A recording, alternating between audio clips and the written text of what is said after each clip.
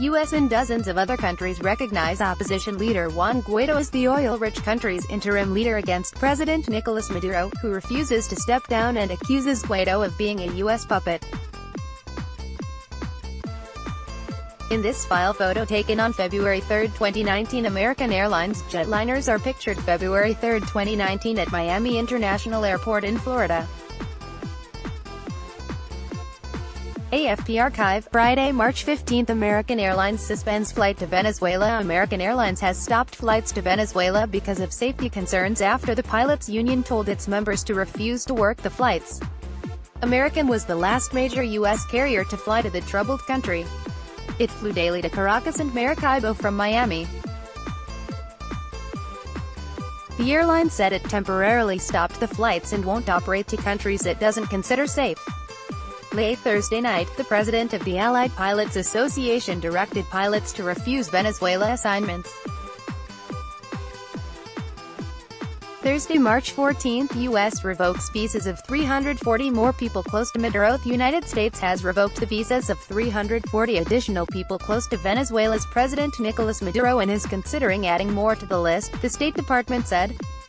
The latest revocations, which include visas for 107 former diplomats and their families, brings the total to more than 600 since late 2018, spokesman Robert Palladino said. All American diplomats have left Venezuela. Pompeo. The United States has withdrawn all remaining diplomatic personnel from its embassy in Caracas as the crisis in Venezuela deepens, Secretary of State Mike Pompeo said. Today, all U.S. diplomats remaining in Venezuela departed the country.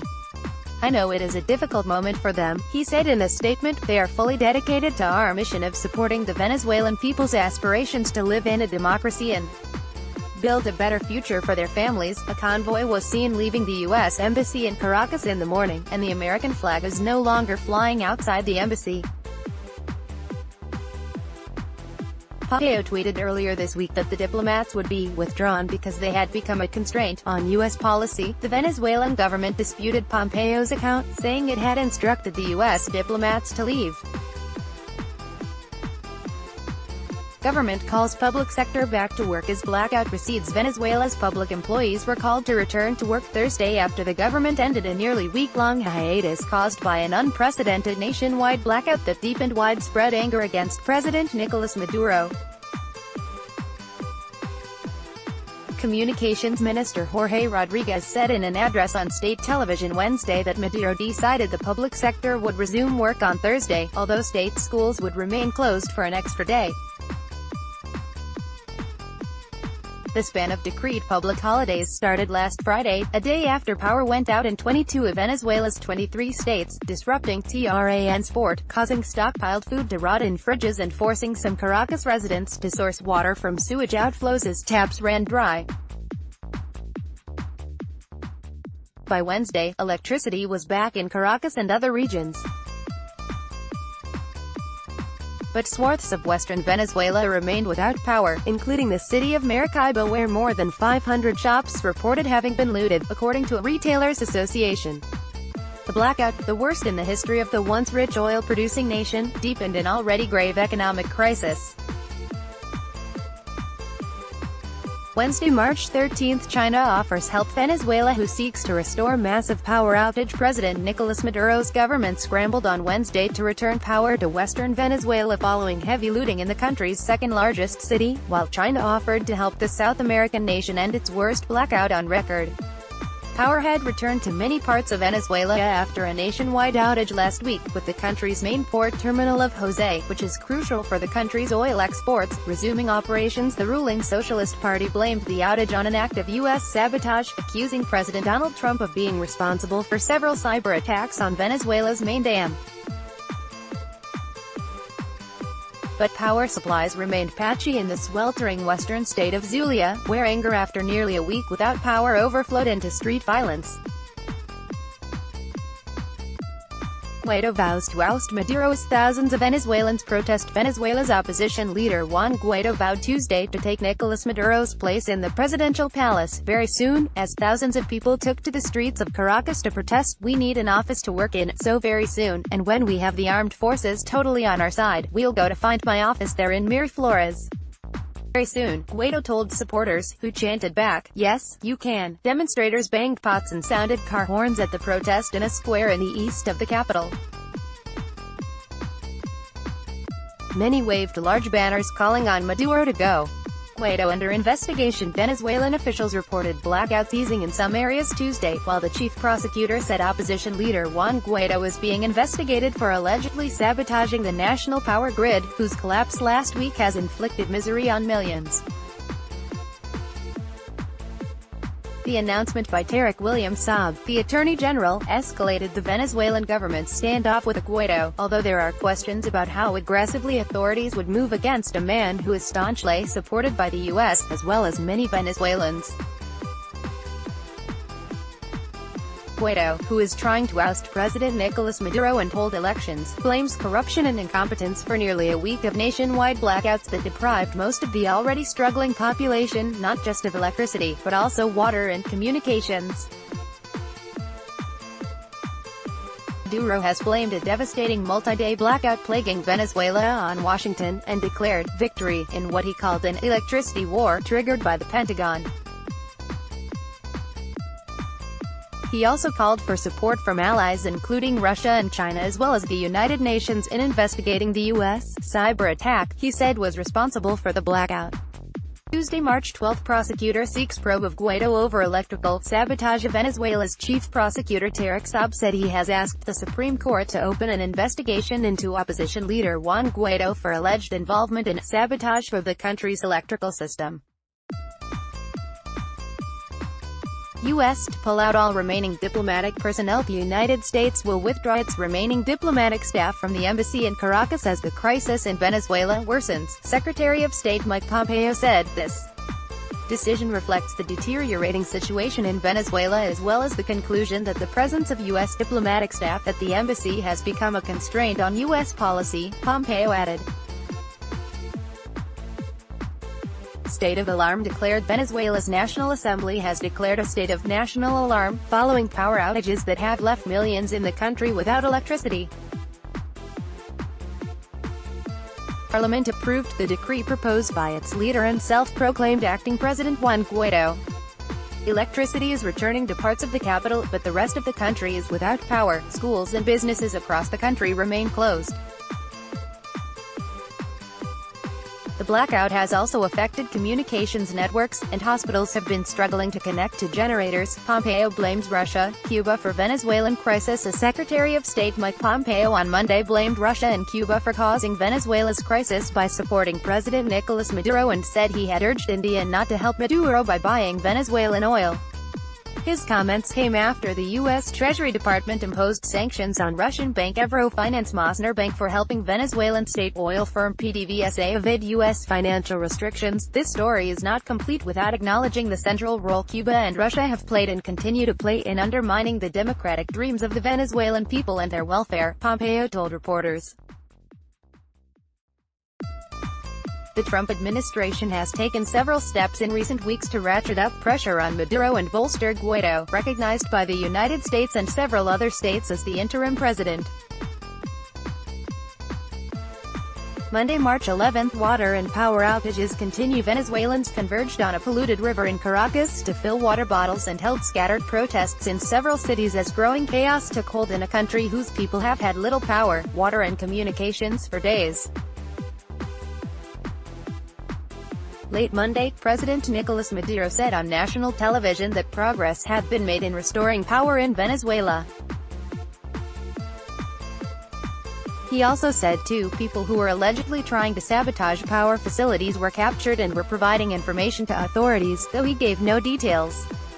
Guaido and his chief ally, the United States, say Maduro's claims that the U.S. sabotaged the power grid with its cyber attack are an attempt to divert attention from the government's own failings. Sunday, March 10, Venezuela suspends school, business activities. Venezuela is suspending school and business activities on Monday amid a continuing blackout, Information Minister Jorge Rodriguez said in a televised broadcast on Sunday, the second such cancellation since power went out last week. Guaido for state of alarm declaration. Guaido said he will ask the Venezuelan legislature to declare a state of alarm in order to request international aid amid a massive power outage.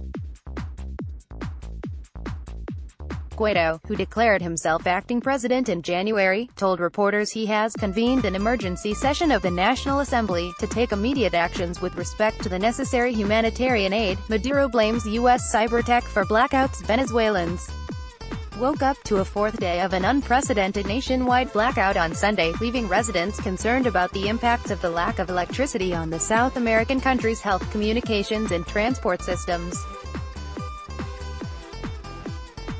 President Nicolas Maduro has blamed the blackout on an act of sabotage by the United States at the Guri hydroelectric dam, but experts say it is the outcome of years of underinvestment. The national electrical system has been subject to multiple cyber attacks, Maduro wrote on Twitter on Sunday.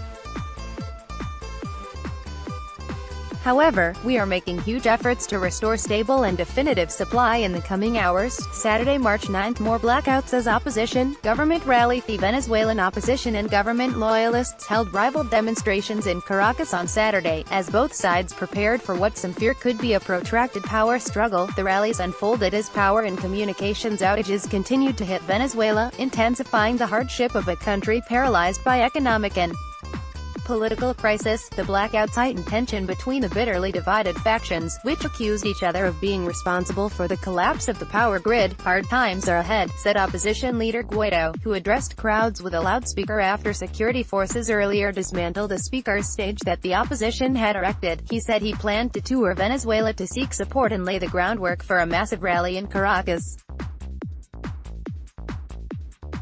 Maduro stepped up verbal attacks on Guaido, calling him a clown and puppet, in a speech to supporters outside Miraflores, the presidential palace.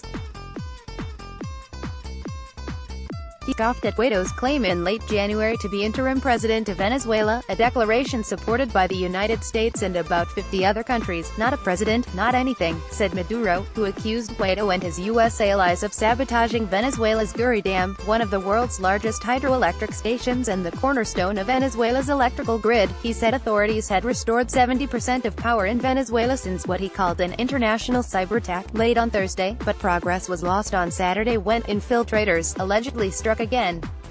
TRT World's Ben said reports. 15 patients, 15 Venezuelans with advanced kidney disease have died after being unable to get dialysis during the country's extended power outage, an NGO reported on Saturday. Between yesterday and today, there were 15 deaths for lack of dialysis, said Francisco Valencia, director of the Codavita Health Rights Group. The situation of people with kidney failure is very difficult, critical. We are talking about 95% of dialysis units, which today likely hit 100%, or paralyzed due to the power outage, Valencia added. Rival rallies in Venezuela. Venezuelan opposition protesters converged on a main avenue in Caracas and other parts of the country, venting their anger over a nationwide power blackout, shortages of basic necessities and the government of President Maduro. At the same time, supporters of Maduro gathered in a separate district of the Venezuelan capital in a rival demonstration that illustrated the gulf between two factions struggling for control of a nation paralyzed by an economic and political crisis. Meanwhile, more nationwide power and communications outages hit Venezuela, hours after an earlier blackout appeared to be easing. Opposition demonstrators pushed against the shields of riot police, who withdrew from the area but maintained a large presence. Some protesters elsewhere in the city said lines of police were blocking them from reaching the rally organized by opposition leader Guaido, creating a sense of confusion compounded by the new power shutdown. Meanwhile, demonstrators at the pro-Maduro rally danced and waved flags on what organizers labeled a day of anti-imperialism, a show of defiance toward the United States, which has imposed oil sanctions on Venezuela in an attempt to oust the president. The caps and shirts of many were red, the color associated with the self-proclaimed socialist revolution of leader Hugo Chavez, who died 6 years ago and was succeeded by his protege, Maduro. They're planning to tire us out, but they no longer have a way of containing the people, who have decided to ensure the end of the usurpation, Guaido tweeted on Saturday. We're continuing the battle and victory over the permanent and brutal aggression against our people, Maduro wrote on Twitter. Today, more than ever, we're anti-imperialists. We will never surrender. TRT World's Eddie's Tionson brings the latest from the capital, Caracas. Friday, March 8, power returns to some parts of Venezuela. The power supply was gradually being restored to large areas of Caracas on Friday afternoon, as well as parts of Miranda State and Vargas, which contains the country's international airport and main port. Pro-government state broadcaster VTV reported that electricity had been restored to 16 neighborhoods around Caracas. That account could not be immediately verified, though some Venezuelans on social media began reporting they had power. Streetlights could also be seen turning on in a Caracas neighborhood. However, the lights in one office building flickered on and then turned off. TRT World's Eddie's Tianson reports. Guaido attends International Women's Day. Juan Guaido, Venezuela's opposition leader, spoke at a Women's Day event. "There is no normalcy today," said Guaido. "We know clearly that the end of darkness comes with the end of the usurpation in Venezuela." Maduro blames power outrage on sabotage. Venezuelan President Nicolas Maduro has said sabotage is responsible for a major power outage across the country. The blackout affected 15 of Venezuela's 23 states, as well as the capital. People crowded the streets of Caracas as the metro system shut down and buses quickly became overcrowded. Critics say mismanagement and corruption have had an impact on the power grid, while Maduro blames political rivals. TRT World's Eddie's Tianson reports from Caracas. Thursday, March 7, Trump's envoy vows sanctions on pro-Maduro banks. U.S. President Trump's special representative for Venezuela pledged on Thursday that Washington would expand the net of sanctions on the South American nation, including more on banks supporting President Maduro's government. There will be more sanctions on financial institutions that are carrying out the orders of the Maduro regime, Elliot Abrams told a U.S. Senate subcommittee hearing. Abrams, a neoconservative who has long advocated an activist U.S. role in the world, said he had been asking European banks to take steps to shield individual Venezuelans' assets from Maduro's government. He did not name the banks. Venezuela opposition leader says government is threatening Germany. Venezuela's Guaido said in an interview that the expulsion of the German ambassador by Caracas was a threat against Germany. Der Spiegel magazine reported on Thursday, "This action represents a threat against Germany," Guaido was quoted as saying on Thursday. German ambassador Daniel Kriener was expelled 2 days after he and diplomats from other embassies welcomed home Guaido at Caracas airport. Wednesday, March 6, U.S. to revoke more visas of Venezuelans. Vice President Mike Pence said the U.S. will revoke more visas from prominent Venezuelans as it seeks to increase pressure on President Nicolas Maduro to give up power. Pence told the Latino coalition that the U.S. will revoke 77 visas held by officials in the Maduro government or their relatives. He said, "The time has come to liberate Venezuela from Cuba." Venezuela expels German ambassador for meddling, detains American journalist. Venezuela's government expelled the German ambassador while press advocacy groups said an American journalist had been detained. Ambassador Daniel Kriener was expelled 2 days after he and diplomats from other embassies welcomed home opposition leader Juan Guaido at the Caracas airport. The government declared Kriener persona non grata and gave him 48 hours to leave the country, accusing him of meddling in internal affairs, although it did not give specific details. Addressing the National Assembly, Guaido said Maduro's government is the persona non grata in Venezuela. Separately, Venezuela's National Press Workers Union said on Twitter that American journalist Cody Weddle was arrested at his home on Wednesday by military counterintelligence agents. Espacio Publico, a free speech group, said he had been accused of treachery and that the agents took his computer and equipment. TRT World's Eddie's Tianson has more from Caracas. U.S. to punish foreign entities funding Maduro. The United States will impose sanctions on foreign institutions helping to finance President Maduro, the White House said on Wednesday. The measure was announced by President Donald Trump's National Security Advisor John Bolton. The United States is putting foreign financial institutions on notice that they will face sanctions for being involved in facilitating illegitimate transactions that benefit Nicolas Maduro and his corrupt network, Bolton said in a statement. Venezuela crisis worsened by sanctions. UN say sanctions have worsened Venezuela's crippling economic and political crisis, the UN human rights chief said. UN Rights Chief Michelle Bachelet said sanctions had exacerbated the crisis but also slammed Maduro's violations of civil and political rights. In her annual report to the UN Human Rights Council in Geneva, Venezuela clearly illustrates the way violations of civil and political rights, including failure to uphold fundamental freedoms, and the independence of key institutions, can accentuate a decline of economic and social rights, said former Chile President Bachelet. Tuesday, March 5. Maduro says he will defeat opposition. Maduro said he would defeat a crazed minority determined to destabilize the country in his first public comments since opposition leader Guaido defied him by returning home on Monday. Maduro, during a ceremony to commemorate the 6th anniversary of the death of his predecessor Hugo Chavez, called on supporters to attend anti-imperialist demonstrations on March 9, coinciding with an opposition march announced by Guaido. Guaido vows to paralyze public sector to squeeze Maduro. Guaido held talks with Venezuela's public sector unions on Tuesday about staging strikes to help bring down the government. The strikes would ratchet up pressure on a weakened Maduro by giving several million state employees, a traditional bastion of government support, a chance to demonstrate their frustration with an administration that has overseen Venezuela's deepest ever economic crisis. The opposition is also seeking to capitalize on momentum spurred by Guaido's triumphant return to Venezuela on Monday to press for an end to Maduro's rule.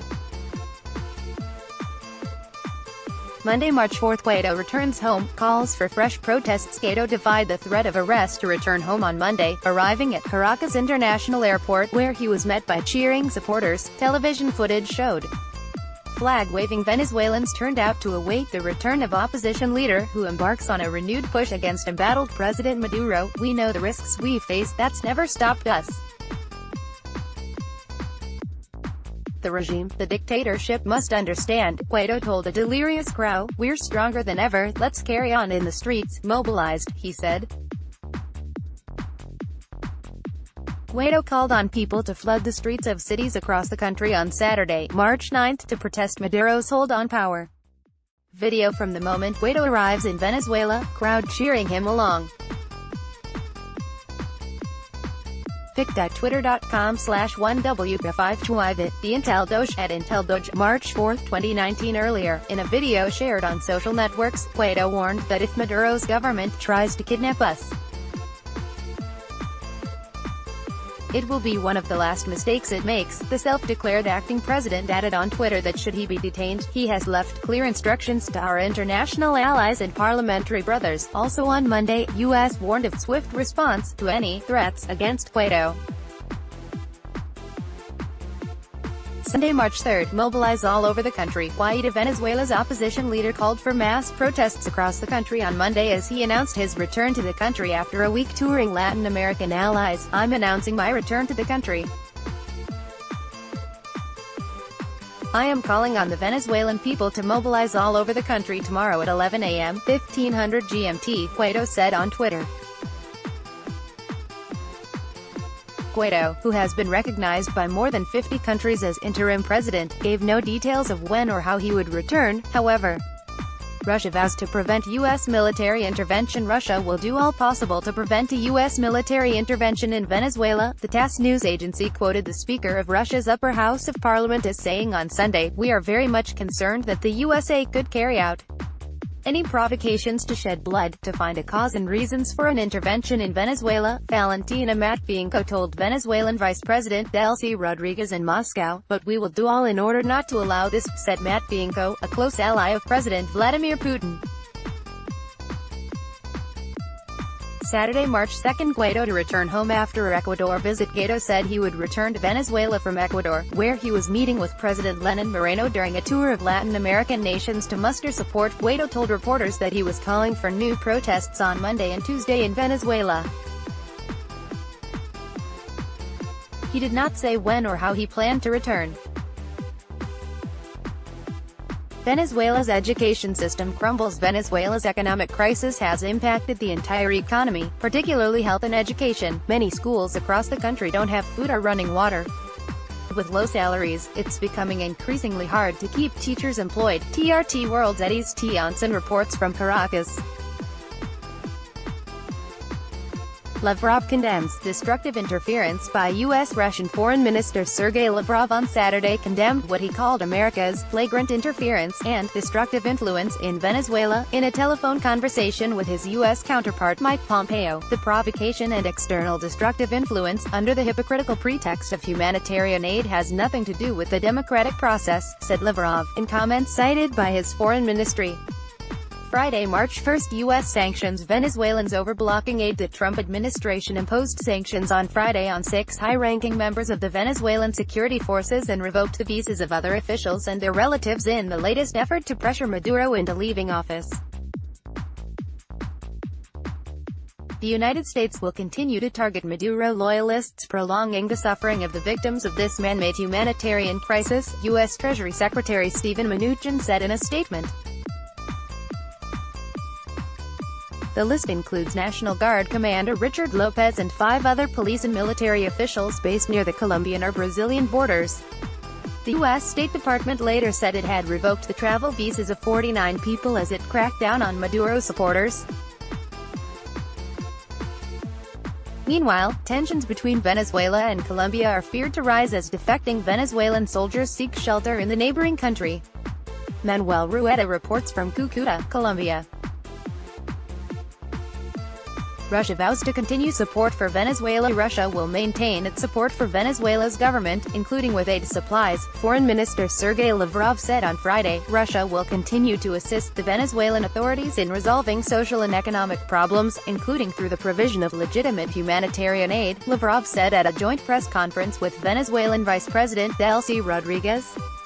At the start of talks with Rodriguez in Moscow, Lavrov expressed Russia's support and solidarity for Venezuelan leader Maduro in the country's political standoff. We are very closely cooperating on coordinating all our steps on the international arena, Lavrov said. This has acquired special significance now that Venezuela is facing a frontal attack and unabashed interference in its domestic affairs. Maduro ordered move of state oil office to Moscow. Venezuelan Vice President Delcy Rodriguez said after talks with Russian Foreign Minister Sergei Lavrov in Moscow on Friday that President Maduro had ordered a European Office of State Oil Company PDVSA to move to Moscow.